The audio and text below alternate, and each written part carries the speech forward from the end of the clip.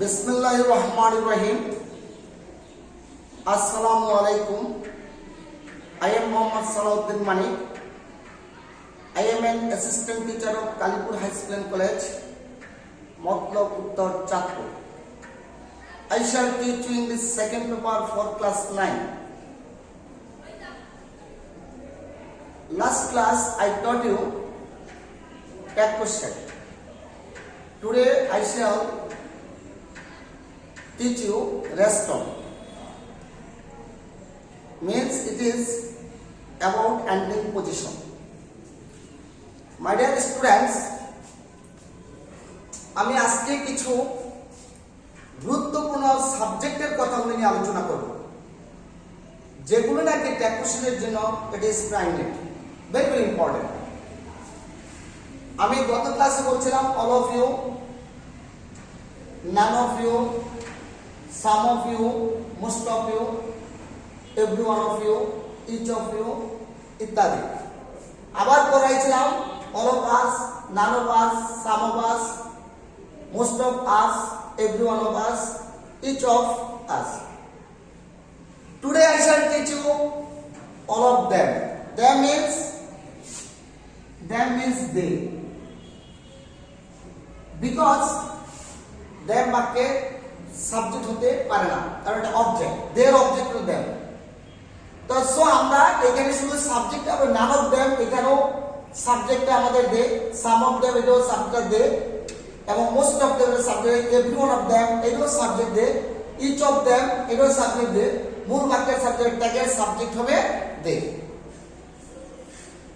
মাই dear students, আমি এই total বাক্যগুলোর মধ্যে দুই তিনটা উদাহরণ দিয়ে বুঝিয়ে দিয়েছি, অর্থাৎ তোমরা যদি দেন দেখো তাহলে তার সাবজেক্ট দিয়ে দিবা, আর বাকি ট্যাগের নিয়মগুলো সব ঠিক রেখে করবে, তাই হয়ে যাবে। সো আমি সময়কে কি করছিলাম, none of them want there. তোমরা একটু খেয়াল করো, ওয়ান্টটা বি2, যেহেতু এটা বি2 সেহেতু আমাদের এখানে আছে বি, আর देम এর সাবজেক্ট হলো they. Second, most of them can speak well. তাহলে can speak well কেন হলো হাবোধক, এই বাক্যটা বানাইতো আমাদের নাবোধক। উপরের বাক্যটা আমাদের নাবোধক ছিল, এই জন্য এটা হাবোধক বানাইছি। এটার মধ্যে আমাদের নাবোধক আছে, সরি এটার মধ্যে আছে হাবোধক, এটা বানাই দেবো নাবোধক। তাহলে most of them can speak well, তাহলে can এর সাথে আমি দেবো not, cannot, cannot এর মানে can't, they.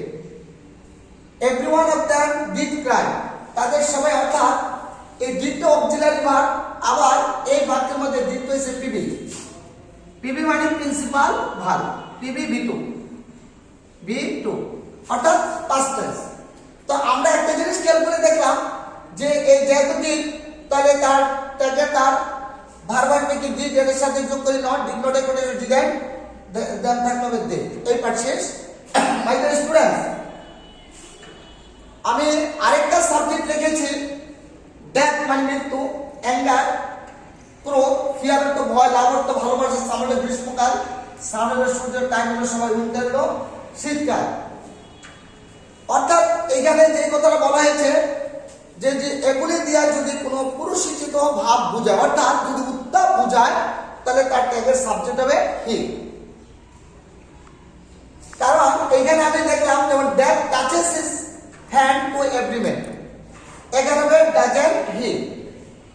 বর্তমানে অনেক সারাই লিখে, যারা লিখক তারা লিখে ইটু লেখে, কিন্তু অ্যাকচুয়ালি মডার্ন প্যাডে একটা সুন্দর করে জনার্দ্দীন চৌধুরী সুন্দর বইয়ের মধ্যে লেখা আছে যে এই যদি এই ধরনের ওয়ার্ডগুলো সাবজেক্ট হিসাবে কাজ করে, তাহলে তার ট্যাগের সাবজেক্ট হয় হি।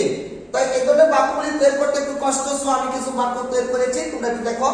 যেমন ফিয়ার ইজ, যেমন এখানে আমি অ্যাঙ্গার উইন্স এ ম্যান, যাদের রাগ বেশি তারা ধ্বংস হয়ে যায়, তাদের ধ্বংস বেশি, doesn't he. Fear is harmful for every man, ভয় নাকি প্রত্যেকটা মানুষের জন্য ক্ষতিকর, isn't he.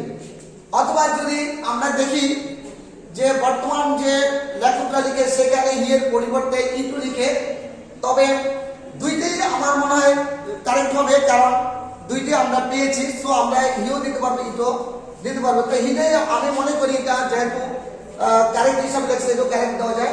Love কনকার্স the world, ভালোবাসা পৃথিবীকে জয়লাভ করতে পারে। এখানে দেখা যায় কেন এগুলি হি বলে কাউন্ট করে, কারণ এগুলি দিয়ে আমরা দেখি যে ক্ষতিকারক ছাড়া কিছু নয়, অর্থাৎ এই জন্য উত্তাপের মতো, সুতরাং এগুলি তার টাইপের subject he.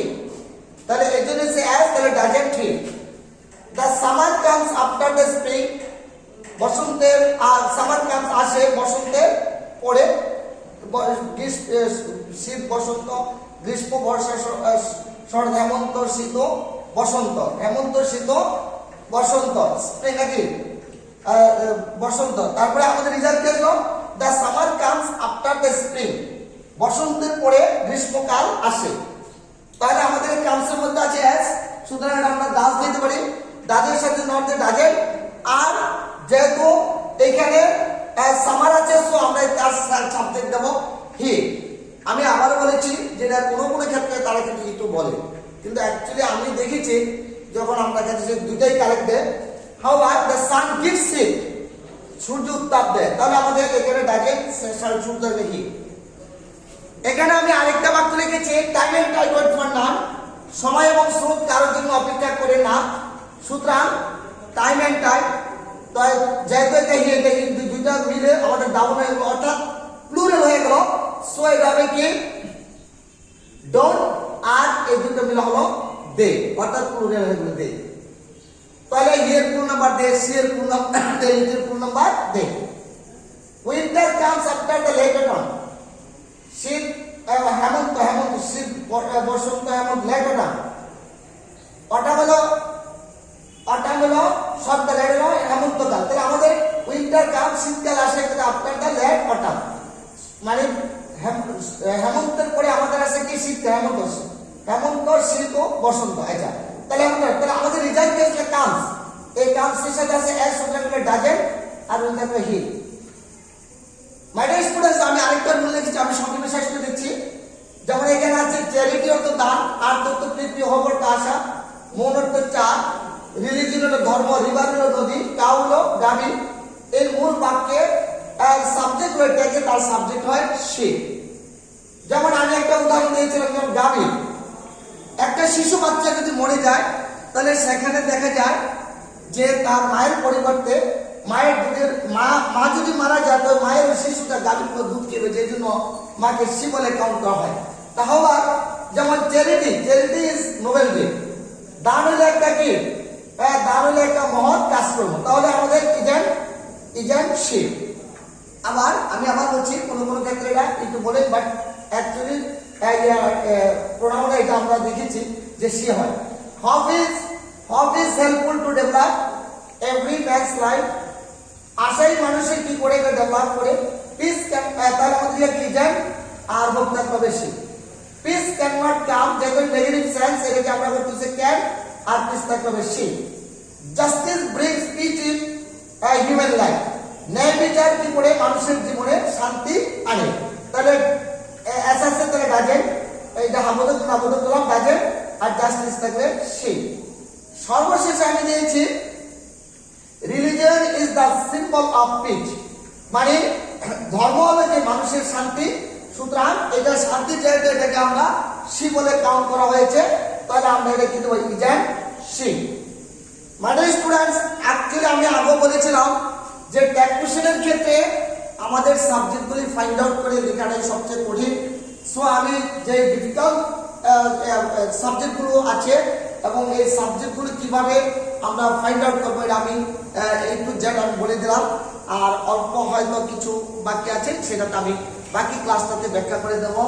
Thank you very much to watching my video class. Good bye.